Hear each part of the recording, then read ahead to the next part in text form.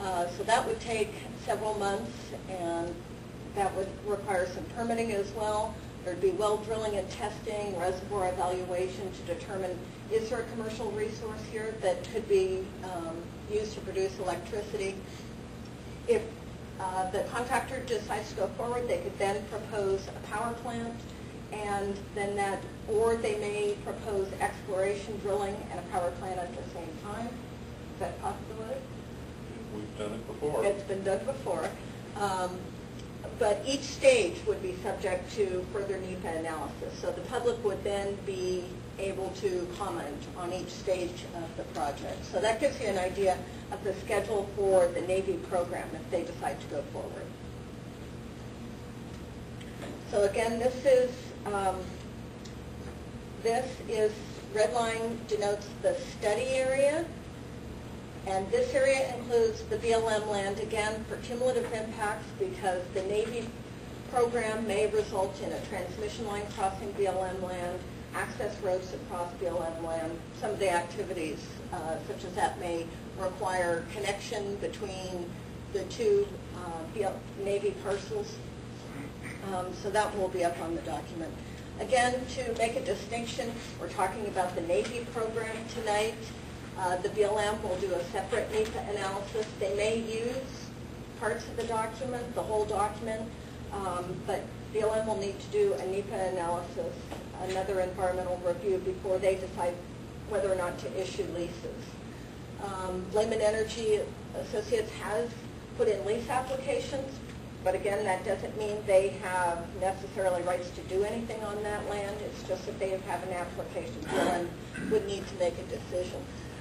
The BLM, as part of their geothermal program, did scoping several years ago as part of the Truck Haven geothermal project farther to the west.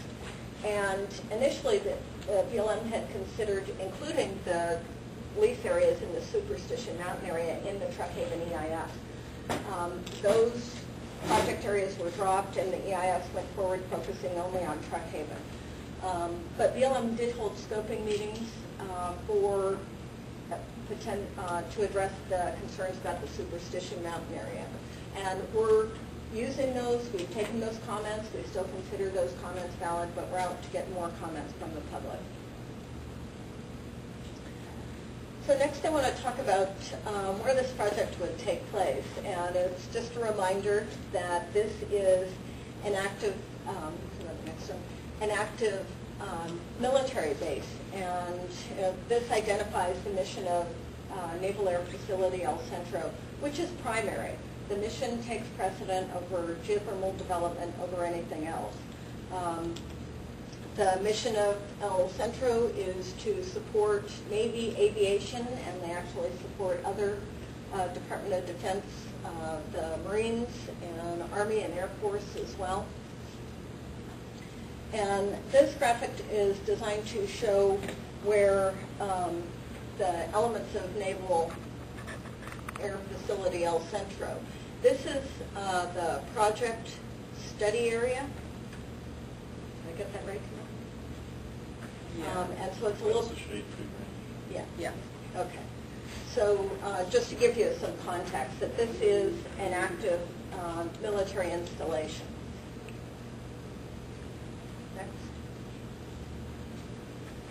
So the previous map showed the different ranges, the different elements of El Centro's operation here with some BLM lands interspersed. Next slide. So how many people are not familiar with geothermal resources? Oh, I can skip this part? I'll go quickly through.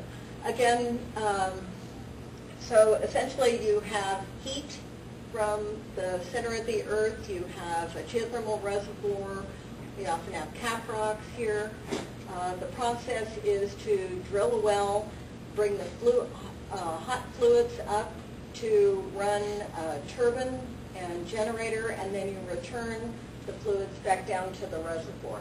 That's a picture of a binary power plant. That's considered to be the most likely. Binary power plants are used for lower temperature geothermal resources. The COSO project, for example, is a higher temperature resource, and that uses flash technology. So geothermal development has several different phases, and there are usually decision points at each phase because it's not a guarantee. Just because there's a power plant down the road doesn't mean you're going to have a successful well or power plant in another location. So I'm just going to go over quickly some of the development phases. The first phase is what the Navy's doing right now and has completed the preliminary exploration. That's geologic studies, geologic mapping, geophysical studies, generally activities that don't have much surface disturbance.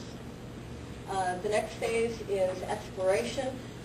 They start with drilling some of the smaller wells. Navy's getting ready to drill some of the slim test holes to make some preliminary exploration into the potential for a geothermal resource.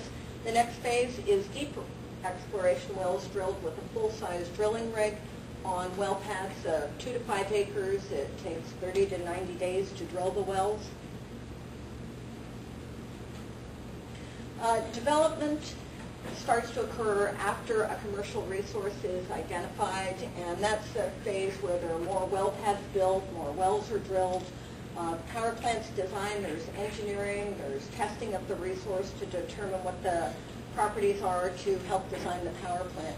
And then utilization is where the geothermal resource is utilized, it's used in the power plant, and electricity is produced. We're also considering the decommissioning phase. While it's a renewable resource, we look at the potential effects of decommissioning to look at the full effects of the project. So this is just another picture of how the binary power plant works. The fluids are produced, and the hot brine heats the secondary working fluid, which then goes in, flashes at a lower temperature than water, and it goes through a turbine and runs the generator, and electricity goes out. The isobutane, which is a secondary working fluid, comes back into the heat exchanger, and, oops, I had that the wrong way. The hot brine goes through the heat exchanger, heats the isobutane, and then is returned to the geothermal reservoir. So no geothermal emissions from a binary plant. An overview of the environmental process under the National Environmental Policy Act. In this case, we start with the program is proposed. Navy is considering entering into a public-private partnership to initiate a geothermal program.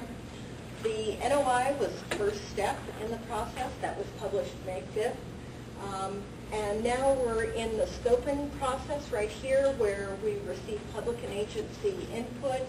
Then we'll prepare a draft environmental document that will then go out for public review again. And the final EIS will respond to public comments, and the Navy will prepare a record of decision and decide whether or not to go forward with the proposed project or alternatives.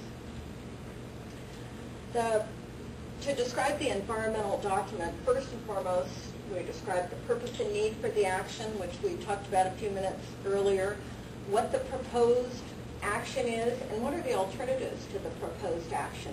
What alternative projects could meet the purpose and need for the proposed project, the purpose and need of developing geothermal resources at Naval Air Facility El Centro. How else could those objectives be met? We'll look at the affected environment. Where could the project take place? On Navy lands, so that's our affected environment. And then we'll look at the environmental consequences and mitigation, including the potential for cumulative effects if other geothermal projects occur on BLM land, the cumulative effects with the Navy mission, anything else that might happen nearby that could overlap in terms of effects.